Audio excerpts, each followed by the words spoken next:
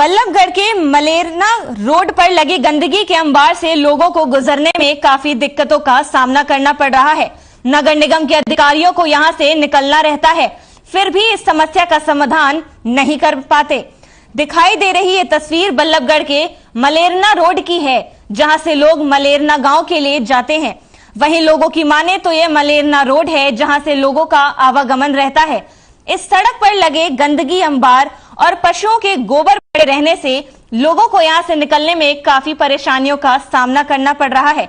नगर निगम के अधिकारी इस सड़क पे पड़ी गंदगी के ढेर को लेकर अभी तक संज्ञान नहीं ले रहे हैं।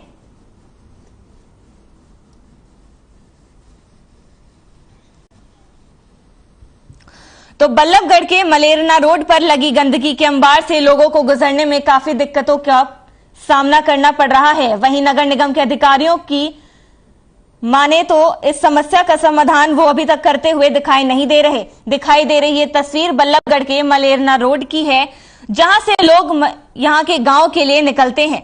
वहीं लोगों की माने तो ये रोड जहां से लोग का आवागमन जारी है, इस सड़क पर लगे गंदगी अंबार और पशुओं के गोबर पड़े रहने से यहां के लोगों को निकलने में काफी परेशानियों का सामना करना पड़ता है।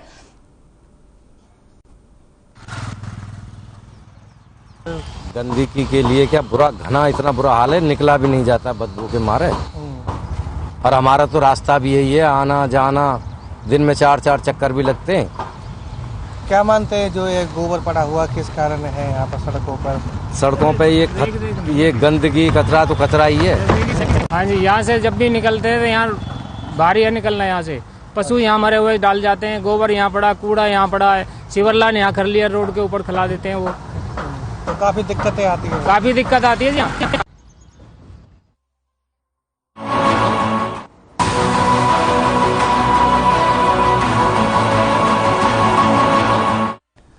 खबर गुरुग्राम से है, जहां आर्थिक नगरी से जाने वाला गुरुग्राम में लोगों को मूलभूत सुविधाओं के लिए जूझना पड़ रहा है। गुरुग्राम में सीवर जैसी समस्या आम बात हो गई है। सीवर जैसी समस्याओं से जनता को दो चार होना पड़ रहा है। पिछले 1 महीने से सीवरेज की समस्या से लोग जूझ रहे हैं। सीवर का गंदा पानी लोगों के घरों के बाहर जमा होने के चलते लोग ना तो बाहर निकल पा रहे हैं, ना ही घर में रह पा रहे हैं। और बदबू का आलम इस कदर है कि लोगों का खाना पीना दुर्भर हो गया है। स्थानीय लोगों ने निगम अधिकारियों को कई बार इसकी शिकायत भी की, लेकिन निगम अधिकारी जनता की समस्या सुनने को राजी नहीं है। ऐसे में स्थानीय लोगों ने निगम को चेतावनी दी कि सीवर की समस्या को जल्द खत्म ना किया जाए, और अगर समस्या का समाधान नहीं हुआ तो 48 घंटे बाद निगम का घेराव करेंगे।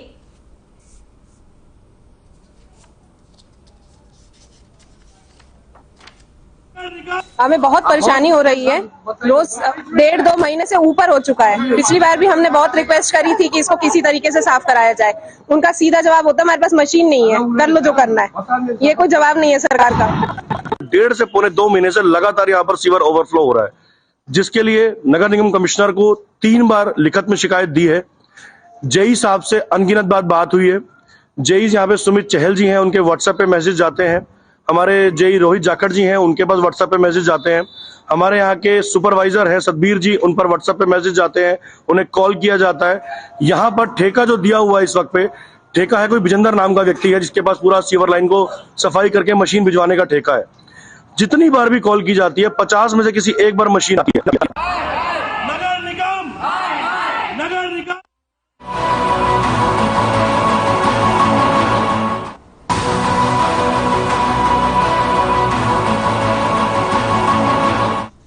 झज्जर अपराध शाखा पुलिस ने एक ट्रक से लगभग 485 पेटी अवैध शराब बरामद की है। अवैध शराब को रांची के रोड से बरामद किया गया, जिसके बाद आरोपी सिरसा से लेकर चला आ रहा था। सभी शराब की पेटी पंजाब मार्का की है और इस शराब की कीमत लगभग 25 लाख बताई जा रही है। झज्जर एसपी वसीम अकरम ने बताया कि संदिग्ध परिस्थितियों में एक ट्रक को आता देखकर अपराध शाखा पुलिस ने दुझाना क्षेत्र में एक ट्रक को रुकवाया। उसकी तलाशी ली गई और उसमें देसी व अंग्रेजी शराब की लगभग 485 पेटियां बरामद की गई। पुलिस ने सभी पेटियों को कब्जे में लिया और आरोपी ट्रक चालक को भी हिरासत में ले लिया। जांच में पता चला कि जिस ट्रक में यह शराब की पेटियां लोड कर ले जा रही हैं,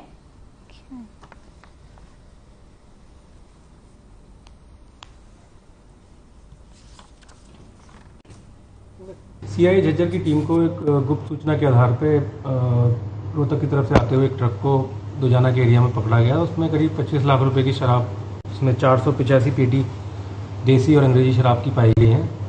उनको राउंड अप किया। उसमें एक जो चालक था, चालक को अभी गिरफ्तार किया गया है और उससे पूछताछ चल रही है। अभी प्रारंभिक तौर पे ये लगा है, पता चला है कि इस ट्रक को जो चालक है वो नूह में किसी आदमी ने ट्रक दिया था उसको, और उसके बाद में वो ट्रक लेके उसको सिरसा जाने के लिए कहा गया। और सिरसा जाने पर जब एक होटल में पहुंचा तो वहाँ से ये बताया कि वो ट्रक कोई और ले गया और उसको लोड करके लाके इसको दे दिया। उसी ट्रक को इसको रांची ले जाने के लिए कहा गया है। रांची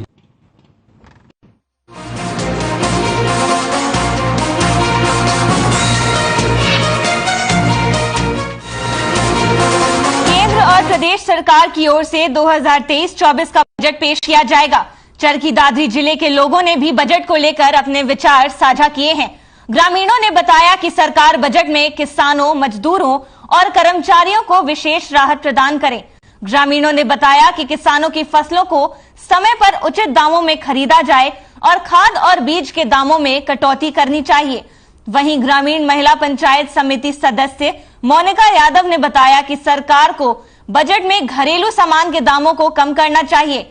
इसके साथ साथ रसोई गैस के दामों में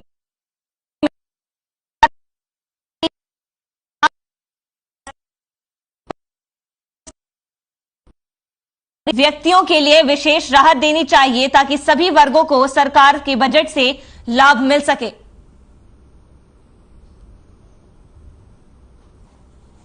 और विशेषकर ये सीमांत किसान पर कहना चाहती हूँ सरकार से कि घरेलू जो सामान का कीमत घटाई जाए।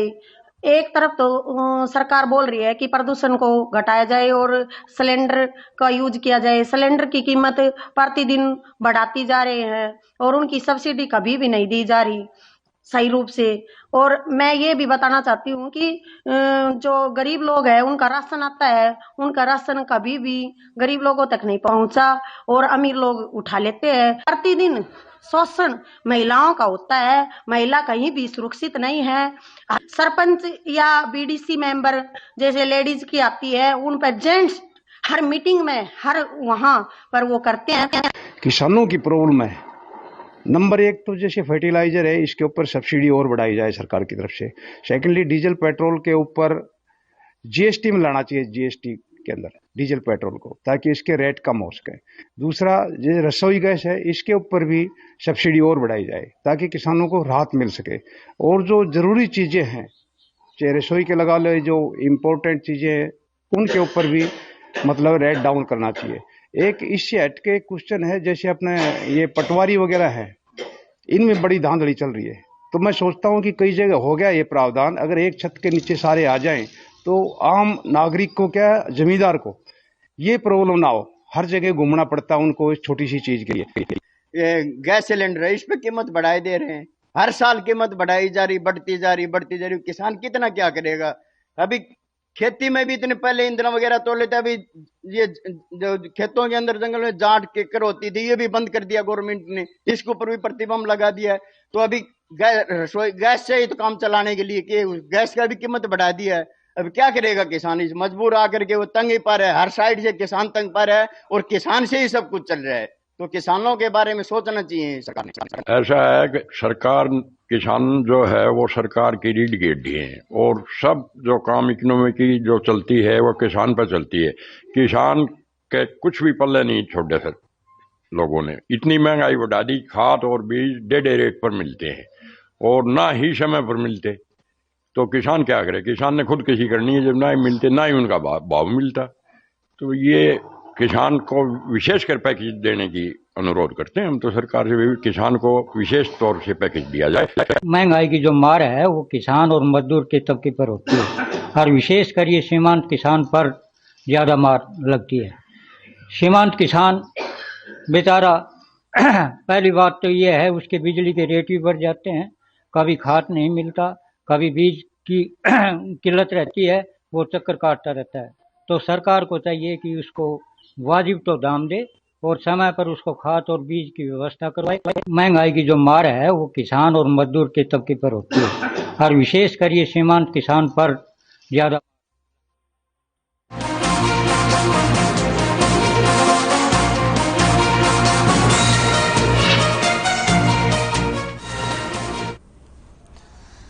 अंबाला में नगर निगम अवैध अतिक्रमण को लेकर एक्शन मोड में नजर आ रहा है। अंबाला छावनी के कई बाजारों में अतिक्रमण को हटाने के लिए नगर परिषद की कार्रवाई देखने को मिली। नगर परिषद सेक्रेटरी ने दुकानदारों को चेतावनी भी दी कि वो अपना सामान हटा ले, अन्यथा उनका सामान को जब्त कर लिया जाएगा। वहीं इस पर ज्यादा जानकारी देते हुए नगर परिषद के सेक्रेटरी ने बताया कि अंबाला छावनी के कई इलाकों में अतिक्रमण हटाया जा रहा है और लोगों को चेतावनी भी दी जा रही है कि वे अतिक्रमण ना करें।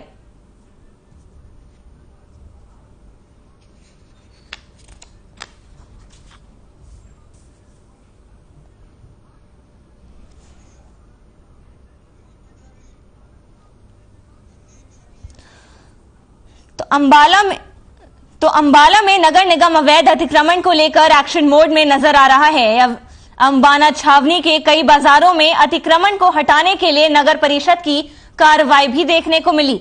नगर परिषद सेक्रेटरी ने दुकानदारों को भी चेतावनी दी कि वो अपना सामान हटा लें, अन्यथा उनके सामान को जब्त कर लिया जाएगा। वहीं इस पर ज्यादा जानकारी देते हुए नगर परिषद के सेक्रेटरी ने बताया कि अंबाला छावनी के कई इलाकों में अतिक्रमण हटाया जा रहा है और लोगों को चेतावनी भी दी जा रही है कि वे अतिक्रमण ना करें।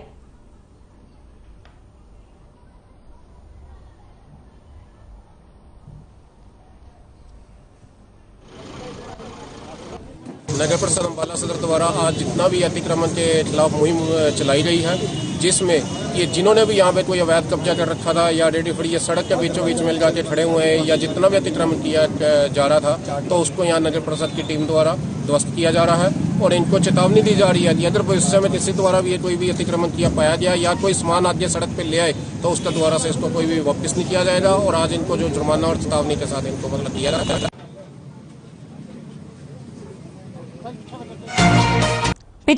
पिछले 3 सालों से अंबाला छावनी के मछली मार्केट को पिछड़े इलाके में शिफ्ट कर दिया गया, जिसकी वजह से दुकानदारों का काम ठप हो गया है।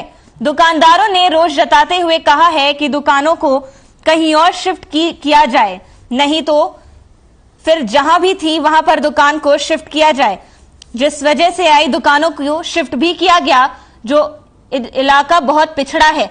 जहां तक ग्राहकों की बात है, दुकानदारों का कहना है कि जब से दुकानें यहां शिफ्ट की गई हैं, तब से काम बिल्कुल बंद हो गया है और अपनी जेबों से खर्चा निकालना पड़ता है।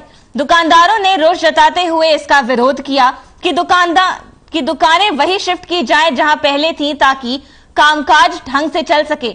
उन्होंने बताया कि यहां रोड भी ढंग से नहीं बनाई गई है और गंदगी भी बहुत ज्यादा है और इसके साथ ही पुलिस प्रशासन भी नहीं होती।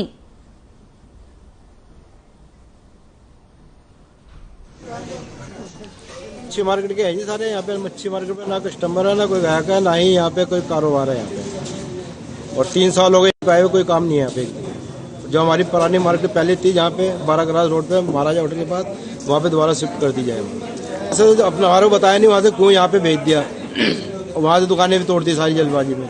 हमारे को बताया नहीं कारण क्या है क्या नहीं, हमारे को कुछ नहीं पता। और दुकानें भी वहाँ पे ऐसे प्रकार तोड़ रखी और आज भी ऐसी जगह पड़ी है। वो कारण ये है जी, यहाँ पे काम नहीं है बिल्कुल दुकानों में, किसी की भी काम नहीं है यहाँ पे। एक तो रेंट ज्यादा, ऊपर से काम नहीं, ऊपर से लास्ट का स्टेज है ये अम्बाला। यहाँ पे कोई आएगा, यहाँ पे कोई हर जगह दुकानें खुली हुई है, हर जगह दुकानें खुली हुई है, तो कहाँ से आएगा कस्टमर। हम चाहते हैं जहाँ से मच्छी भाई उठाई जाए हमारी, उसको वही बता दीजिए दोबारा। सर मेरी पुराने फिश मार्केट में दुकान थी अपना बस स्टैंड के पास।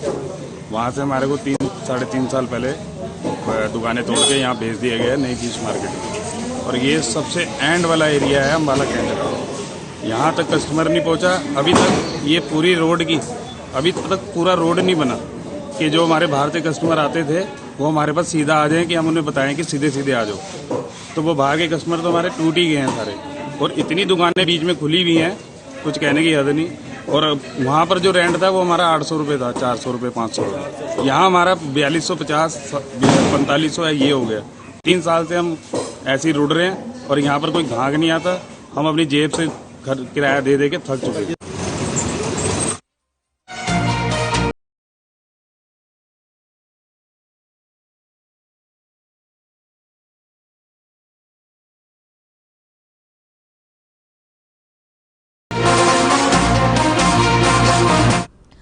खबर भिवानी से है, जहां गुरुवार को विधायक घनश्याम सराफ ने हुडा के अधिकारियों को साथ लेकर हुडा पार्क का निरीक्षण किया।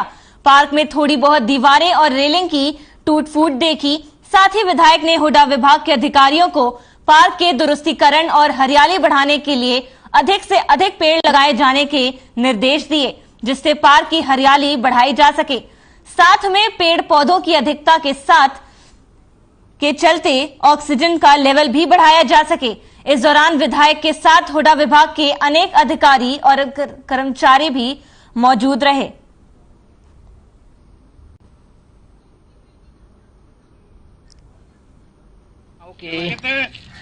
चिंता ना करो।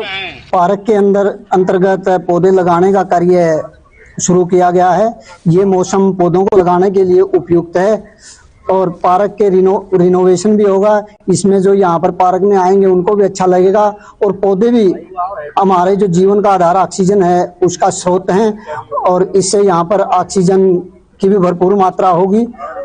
तो इसलिए सभी से मैं अन्य से भी अपील करना चाहूंगा, चाहे वो पार्क में आए वो पौधों की रक्षा करें और सभी अपने जीवन में एक एक पौधा अवश्य लगाएं। सुरेंद्र सिंह मेमोरियल पार्क में, हुडा पार्क में जो आज पौधारोपण का कार्यक्रम है उसको लेकर हम इस जगह पर आए हैं और हम ये जो हजारों पौधे लगाने की शिक्षा बोर्ड की बात है, तो ये हजारों पौधे लगाकर और उनको सिंचित करने तक का काम, उनको बड़ा करने का तक का काम ये लोग संभालेंगे।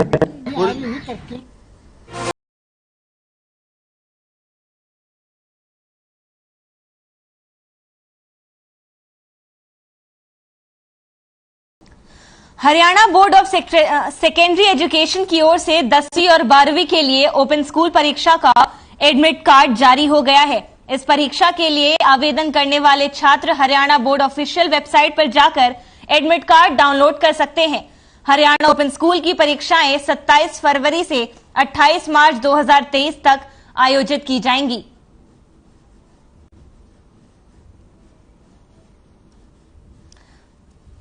तो खबर हम आपको भिवानी से बता रहे हैं, जहां Haryana board of secondary education की ओर से 10वीं और 12वीं के लिए ओपन स्कूल परीक्षा पर एडमिट कार्ड जारी हो गया है। इस परीक्षा के लिए आवेदन करने वाले छात्र हरियाणा बोर्ड ऑफिशियल वेबसाइट पर जाकर एडमिट कार्ड डाउनलोड कर सकते हैं।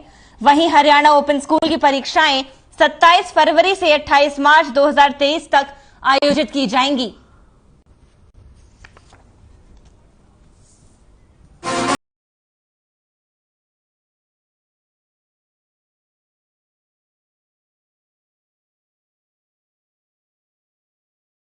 जुलाना थाना क्षेत्र के अंतर्गत आने वाले एक गांव में 20 वर्षीय मंदबुद्धि युवक के साथ कुकर्म करने का मामला सामने आया। जुलाना पुलिस को पीड़ित के पिता की ओर से शिकायत की गई। पीड़ित के पिता ने बताया कि बहला फुसला कर वे ले गए, जहां उसके साथ कुकर्म किया गया। देर शाम उसकी तबीयत खराब हुई तो उसने बताया कि गांव के ही 3 लोगों ने कुकर्म किया है।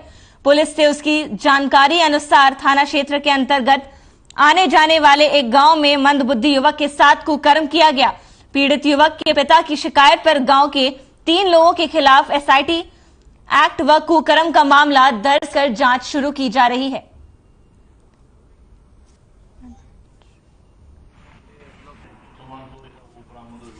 से एक दरखास्त प्राप्त हुई थी दुष्कर्म के संबंध में, जिसमें धारा 377 के तहत मुकदमा दर्ज किया गया, SC/ST एक्ट लगाया गया और कार्रवाई अमल में लाई जा रही है।